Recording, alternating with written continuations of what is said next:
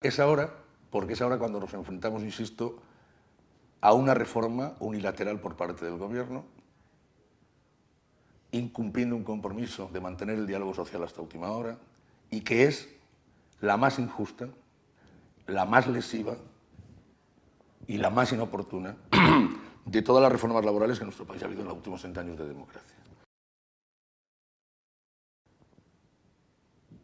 Y yo creo que se puede entender fácilmente esta reacción, pues bueno, entienden que la decisión de los sindicatos mayoritarios de UGT y de comisiones obreras ante la reforma laboral son el último obstáculo para la consecución de sus propios objetivos particulares. Si el día 29 el Gobierno tiene el más mínimo argumento que le indique que está haciendo lo correcto, que no ha habido una respuesta suficiente desde el punto de vista de la ciudadanía y de los trabajadores contra sus políticas, el camino y la senda que cogerá será, sin duda, peor que si se enfrenta a una contundente respuesta. Y ojo que las medidas que se anuncian son muy importantes, tan trascendentes o más que el decreto de recorte del gasto que ya conocemos y hemos sufrido los empleados públicos, tanto más que la propia reforma laboral, porque estamos hablando de nuestro sistema público de pensiones. Eso nos debe alarmar lo suficiente como para saber que el esfuerzo que hemos de hacer el día 29 ha de ser suficiente para que el Gobierno cambie de orientación. Yo creo que esa es la mentira más grande de la reforma laboral y de las medidas de ajuste del gasto que adoptó el Gobierno. En primer lugar, porque se nos exige un sacrificio del que no conocemos el alcance. Eso tiene que ver con las formas utilizadas por el Gobierno para imponer unilateralmente esa reforma. Y dos, porque el fondo también es engañoso, puesto que hay alternativas en supuestos, como el Gobierno dice, de máximo sacrificio, que no tienen por qué ser las que se han planteado. Se han planteado solo en una dirección. Se responsabiliza solo a una parte. Y justamente se responsabiliza a la parte que no es responsable de la situación actual económica. Todo el mundo sabe cómo se combate, por ejemplo, un déficit. Un déficit es como un presupuesto familiar. Quiere decir que se han desequilibrado los ingresos con los gastos de esa familia. Y no hay solamente una fórmula para resolver ese desequilibrio. O se pueden aumentar los ingresos, o se pueden reducir los gastos, o se pueden hacer las dos cosas a la vez.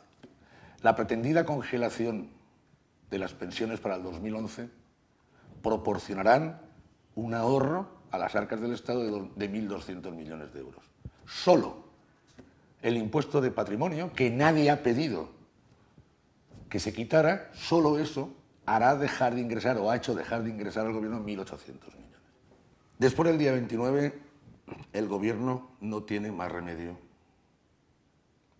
que rectificar. Porque el objetivo del día 29 es poner de manifiesto el rechazo de la mayoría de la sociedad española a esas medidas. Y yo querría lanzar un mensaje que me parece de una lógica aplastante. La huelga la provoca el Gobierno con su decisión. Es lógico que el Gobierno defienda su postura. Es lógico que en el tránsito hasta el día 29 el Gobierno diga que eso es lo que hay y no lo va a modificar. Lo primero que se quiebra cambiando las condiciones finales de la prestación es un compromiso intergeneracional, es como yo estoy procurando y adquiriendo las condiciones para tener un derecho mañana, pero que me cambian de partido en el transcurso de esa carrera. Por tanto, no se pueden cambiar las condiciones si no se cambia, en todo caso, o se orienta de una manera diferente, pero que siempre tendrá como base, porque unos son beneficiarios y otros son contribuyentes, de saber a qué jugamos. Eso lo quiebra el Gobierno con un anuncio del aumento de la jubilación. ¿Por qué? Porque los que estamos pagando ahora, los que estamos activos, estamos pagando en un sistema concebido, conocido que puede verse claramente modificado. Lo mismo ocurre con la ampliación del tiempo de cómputo de la pensión. Pasar de 15 a 20 años es situar en el sistema a unos con derecho y a otros que lo tienen o lo adquirirán condiciones y requisitos diferentes. Para los empleados públicos el día 29, en esa perspectiva, es seguir defendiendo sus intereses que empezaron a ser dañados con el Real Decreto de Ajuste del Gasto. Puede ser, sin duda, el elemento que permita empezar a vislumbrar cómo, desde el Gobierno, se empieza, mediante la negociación, a subsanar ese atropello.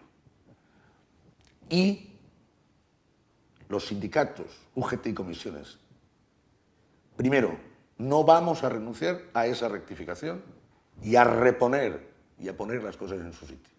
Pero también UGT y comisiones confederalmente sabe que el día 29, motivado de manera directa por la reforma laboral impuesta, sabe que está frente a un problema mayor, que va, insisto, desde mayo con el decreto de ajuste del gasto hasta las más que previsibles reformas que anuncia el Gobierno, que van solamente a abundar en un deterioro todavía mayor y más lesivo para el conjunto de trabajadores. Por tanto, nuestra perspectiva el 29 es la de todos y además yo añadiría que la nuestra propia. Yo emplazaré al Gobierno, en el marco del desarrollo completo de los compromisos adquiridos el 25 de septiembre, que son muchos y muy importantes, y en todas las líneas posibles, en el corto, en el medio y largo plazo, que en materia retributiva restituya la decisión adoptada con la reducción de los salarios.